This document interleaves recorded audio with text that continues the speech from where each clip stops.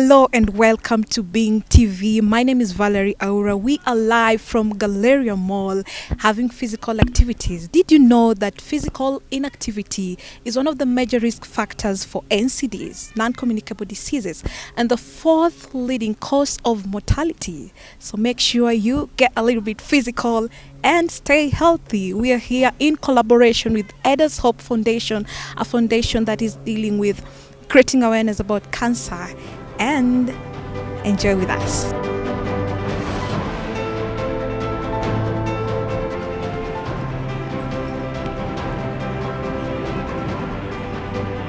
Kuna 3 seconds na bola hapo ndani yake. Defender anaingia.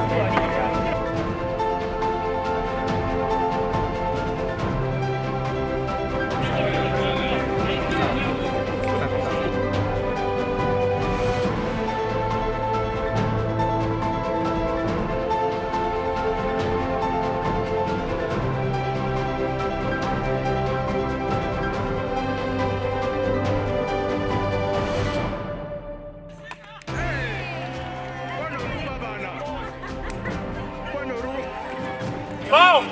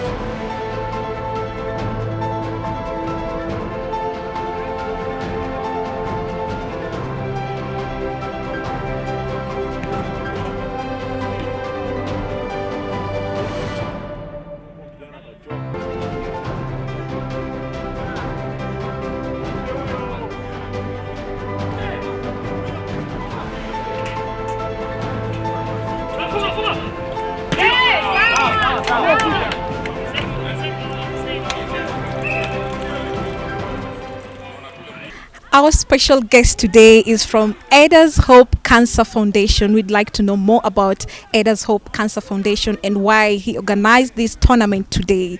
So join us again, Being.Africa. Remember, we are here to inspire you, inform you, and involve you in the fight against NCDs. Yeah, please start by introducing yourself and tell us why Eddah's Hope Cancer Foundation. My name is Isaji Musa. I'm the founder and CEO of Eddah's Hope Cancer Foundation. Eddah's Hope Cancer Foundation is an organization that I founded after I lost my mom to breast cancer. So it's a foundation that seeks to involve as many young people as possible to be able to be aware about cancer. Those who've been affected and those who've been diagnosed. By affected, I mean if you've lost someone or you've had someone who's been diagnosed with cancer, and we are seeing more and more cases of young people being diagnosed with cancer, and the information is not out there. So what Eddah's Hope tries to do, or what Eddah's Hope does, is to package this information in a way that many young people can get involved in the fight against cancer. Why is your main focus the young people? Because the information doesn't trickle down to the young people, especially young adults, and if it does, it's not packaged in a way that the young people can relate. That means sports, like what you're doing today, fashion, technology. So the young adults are usually left out in the fight. And you're getting more and more people. Either you have your father, mother who's been diagnosed, or you have your children who've been diagnosed. So that means you're affected, or you get more and more people are being diagnosed with the disease. So that's what Eddah's Hope does. So today's tournament, let us know your aim for it, and if you are going to achieve your aim, or what are your expectations? After COVID, the organization wasn't so active, but we've started now coming up with the projects that we were doing before. Such a project is what we have at my back. It's called Kicking Cancer, and it's a football tournament where all ages are involved. And it's a way for not only be active in terms of sports-wise, health-wise, but also to make people aware. If the event is successful, as you can see, many young people have come through, but it's a way for young people to start asking themselves some questions. like what is kicking cancer. So once that dialogue starts, that conversation starts, that's as far as Edda's Hope is concerned, we would have achieved a lot. I think more people should get involved, especially the young adults. It's only the way you can combat the disease. People need to know about the signs and symptoms, what to care for, and how to get involved. Anyone can get involved, from artists, from accountants, so everyone can get involved. Cancer doesn't it doesn't choose who to attack. So if more and more people get involved, the better. So I'd urge many people to get involved, not only to Edda's Hope, through other cancer organizations. That's the only way we can beat the disease. Like from the government, from people? It has a big role to play. So I think it gets to get involved more, similar to what is done by AIDS. So cancer is, many people are losing their lives to cancer. So if the government can come through, more can be achieved in creating certain projects and initiatives, especially, like I said, that are geared to other young people. Yeah. If anyone wants to be involved with you, especially your foundation, how do they get to you? We are big on socials. You can write to us, info@eddahs-hope.org. You can hashtag Cancer Soldiers, you'll always get us. You can, on Instagram is Eddahs_Hope, on Facebook is Eddahs Hope Cancer Foundation, the full word. On Twitter is Eddahs_Hope, hashtag Cancer Soldiers. Thank you so much. As you can see from the writing of the t-shirt, Cancer Soldiers. So, Cancer Soldier, are you fighting cancer? Are you an army or what? Okay, first let me introduce myself. Hi, my name is Helen Munyoki. I help run programs at Eddahs Hope Cancer Foundation. And to answer your question, Cancer Soldier is the brand's tagline. And it's basically supposed to mean everyone who's actively involved in the fight against cancer in any way possible, either through volunteering, donations and whatnot. And it's also like meant to signify someone who has soldiered on in their journey towards cancer and won, or someone who's walking the journey. I'm talking patients, I'm talking someone who's been newly diagnosed, and I'm also talking about the caregivers, because they're also soldiers in their own way, because they also help the people who are actively going through the journey, soldier on through the journey. So the story of the tagline, my colleague, his name is Isaji, is the one who came up with the tagline Cancer Soldier, just to help make it a little bit of fun and make it look like, because sometimes cancer can be really grim.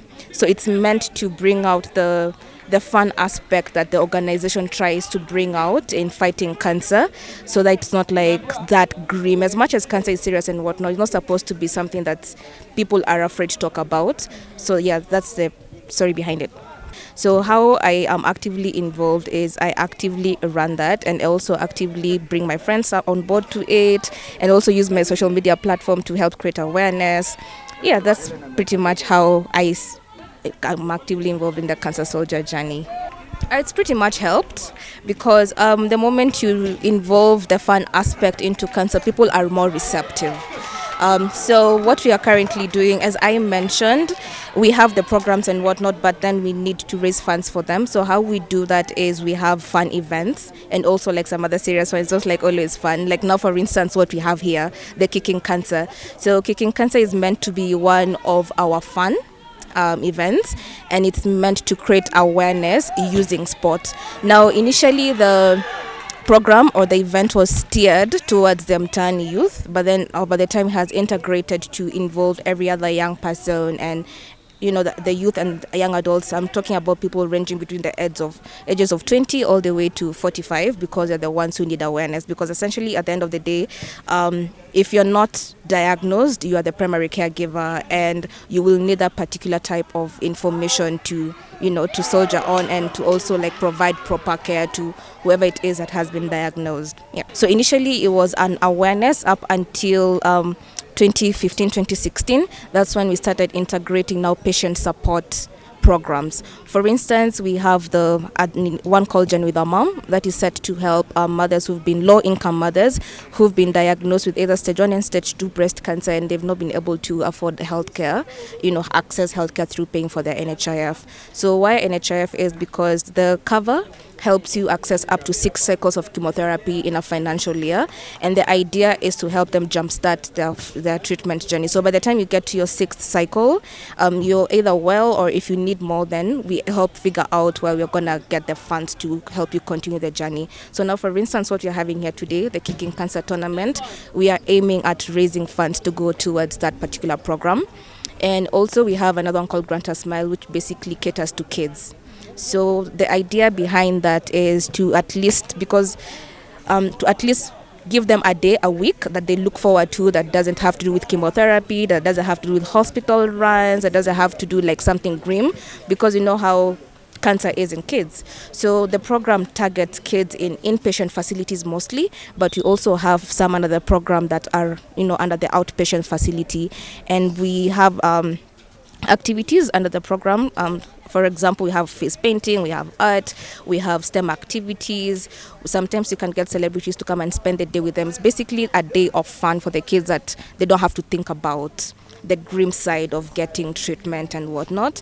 And to mention another one, we have another one called Breasts They Need Your Support, and this one is basically targets mothers and women. So this is not like only tiered to mothers, it's tiered to mothers and women who've undergone mastectomy, and they're trying to reintegrate into the society, because as we know, breasts are some of the identifying features of a woman, and some of them, when they lose a breast, they feel like they've lost their identity, and they can't even show themselves in public. And we've had cases where some of them, because of the stigma behind cancer and due to the lack of understanding of what cancer is, we've had some of them being shunned from the society. Some of them have undergone divorce and whatnot because people don't understand the essence behind it.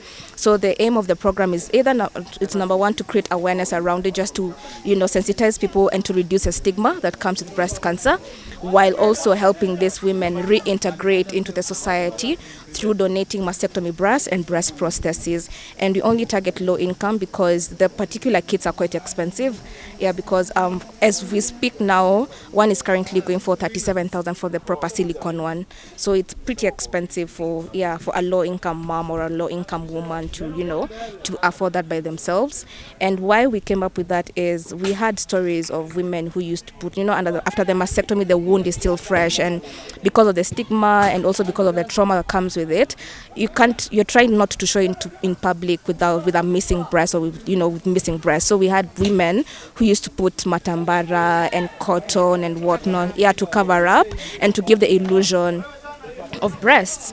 And what that used to do is it used to infect the wound, and some of them might even have gone to septic shock.